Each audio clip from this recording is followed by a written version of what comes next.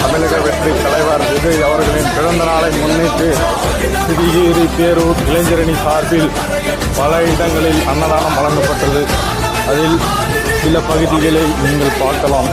இதில் சிறுகீரி பேரூர் உள்ளடக்கி உள்ள சின்னியம்பாளையம், கேட்டுப்பாளையம், கவண்டம்பாளையம், வேலரம்பாளையம், பொரசுமேடு பல இடங்களில் அன்னதானம் வழங்கப்பட்டது.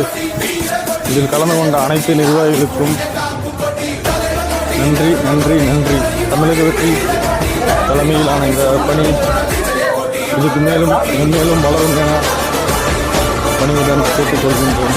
உங்கள் பிரபு, பிரபு.